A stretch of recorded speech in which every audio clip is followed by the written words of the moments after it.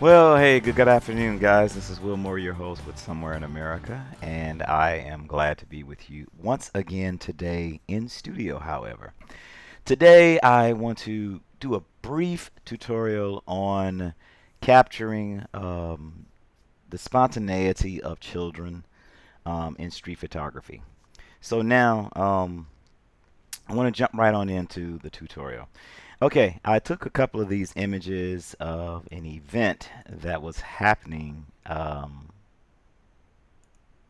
for some children at a national park.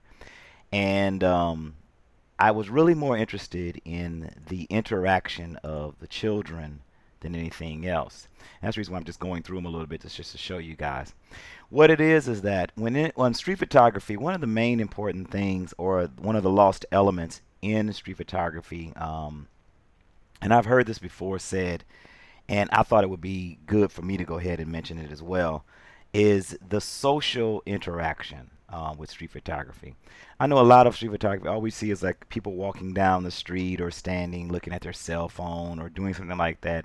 And though while those are interesting shots, it is more important to pull out the element of the social interaction with street photography, especially in the case like here with the little girl and the other kid that I can't see with the hoodie on. I can't remember if it was a boy or girl, but they're sitting there playing a child's game, patty cake, or something to that effect. Who knows? The kids on the outside right here are looking for their opportunity to participate. Another good interaction was this one. Excuse me. Was another good action was I wanted to get an overview of them playing the game where I guess it's I forget. It's really bad. I used to play all these games when I was a kid, and where they're trying to get somebody out or whatever. This was another good one right here, where they're doing the like Miss Mary Mack or something, but they're all together, and there's an interaction here. And of course, this one right here, where they've all turned around at the same time. You have no idea what they're looking at. I think I remember what happened that day. I can't. It was something that was going on, but I wanted to capture all of them. It's a good rule of thirds here too, because it's more heavier on this side than it is over here, and it's like all of them have just rolled and looked over there at the same time. So what I thought I'd do is I thought I'd go ahead and just process these real quick and show you just what I would do to these images. Of course, I want to go ahead. I could retain them in color, but nope. I'm gonna go ahead and just do. You know what I'm gonna do? I'm gonna mess with all of the colors. I'm gonna go ahead and process it in color, and then I'm gonna go ahead and instantaneously put it in black and white. So what I'll do is that I'll do that first, and then I'll probably go ahead and sync all of them so that they can all be a cohesive body of work. That's also something too that I wanted to discuss is that whenever you're doing any work, especially like I do a lot of editorial work, I really like to have a cohesive body of work, even though I'm a very eclectic photographer. I shoot a lot of different things, but I like my work from doing a project or something for it to be a very, very cohesive body of work. Um, so let's go ahead and get started with this image right here. All right, I've already messed with it, so it's been processed before, but let me go ahead and let me try to get some things out. I'm going to pull down the highlights a little bit, and I'm going to pull up the shadows just a little bit, not too much. Bring down the highlights just a little bit. And as you all know, I use the Instagram for this, so I could hold down the Alt key, but I'm going to do the Instagram is really good. So I'm going to make sure that my whites are not being clipped off, and I'll make sure that I got enough blacks in there. All right. And I'm definitely going to push up a little bit of the clarity. Now, remember, I told you in one of my podcasts that when it comes to children, you want to be kind of gentle with them. They need to be a little softer. But in this case, I'm going to give it a little more clarity because I like clarity and I want it to be kind of edgy on this particular piece. Jump down to tone and curve instead of linear. I'm going to make this medium contrast. As far as the detail is concerned, as you can see, there is a lot of great detail in the image. So I'm not going to worry too much about the sharpening. I'll just maybe sharpen just a little bit more. and hold down the masking and just a little bit get some silhouette there.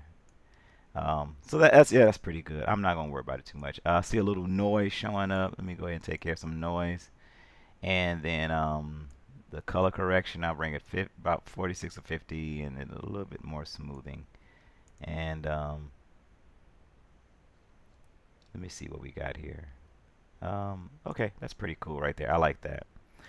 And as far as lens correction, um, I'll just do it just for the sake of doing it. There was no, let me see, as far as auto correction, I did a little bit, not too much. Okay. And let me jump down to effects, and I'm going to use color priority. And I'll bring just a little vignetting. Not too much. Don't like to do too much vignetting nowadays. And I'll do a little dehaze. Yep, just a little bit. Okay, so now I've already processed that image right there. So I'm going to go ahead and I'm going to go ahead and shift all of these. I'm going to sync every last one of them. I'm going to check all.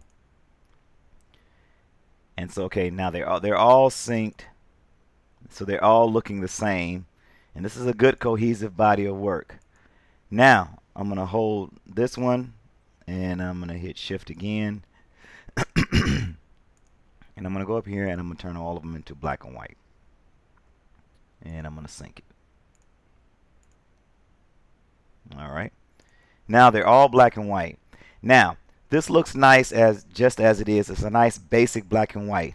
But I think we can go ahead and kick all this up just a notch. So I'm going to jump down to tone and curve. I'm going to go stronger on the black and white. Take my little adjuster here. And let me see in the grays here. Let's go up just a little bit here. On the blacks, just a tad. Not too much.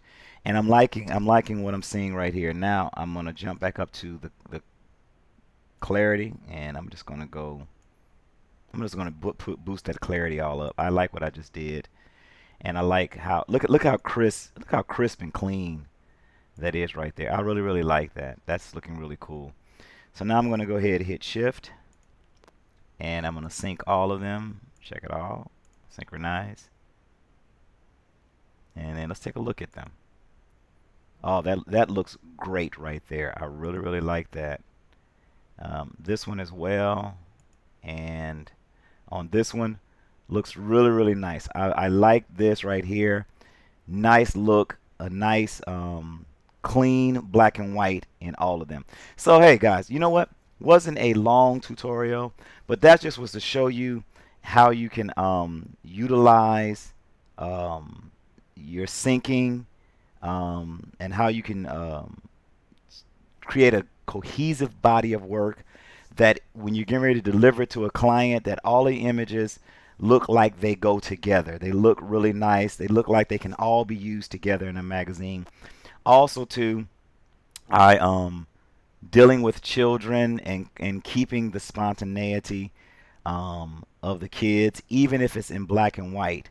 And that's exactly what you want to do, is that when it comes to children, you want to keep the excitement. You want to be in the zone, in the moment, and really catch them with a lot of social interaction, because kids really like to interact with each other very socially. And so this is something that I really was concerned about, and I really wanted to make sure that at the point that I brought this point out today. Hey guys, not a big tutorial, nothing fancy, nothing special. Give a thumbs up if you just like the little short, little tidbit, little tip right here of when you're out there doing street photography. Hey, I'm going to be out on location again come next week. Look for me. Hey guys, I got a great show coming up for you. I hope you enjoyed last week's episode when I did shot with film. I'm going to be doing some more shooting with film. I got a lot of good views on that, and a lot of people was asking questions about what type of film I was using. We're going to talk more about those technical aspects of it when I'm out there again. Also too, I want you to check out my new book that has just come out, Faces and Shades of Gray. It's right there. You can see it. Really good book. I really enjoyed doing it. The people, the models that posed for the book were fantastic. It's a really cool image book. I love portraiture even more so than street photography. I love to do portraiture, and I love to catch people in their elements and just plain everyday people. And that's what the book is really about. So go and check that out. You can pick it up, and the information is right there at www.blurb.com, or you can go to my website, willmorephotography.com, under educational and instructional materials, and you can go ahead and click that. Also, my other book, Can I Do It My Way, is still available. Go ahead and check out that. Hey, on next week, I'm going to be featuring some more work of some of the photographers that sent me some more work, as well as before I get started with the podcast, as well as being on location. So, hey guys, as I always say, God bless y'all. Be good to one another. If you don't have anything good to say, what I'll say, stick a shoe in your mouth and keep it moving. God bless, God. Take it easy. Talk with you later. Bye bye.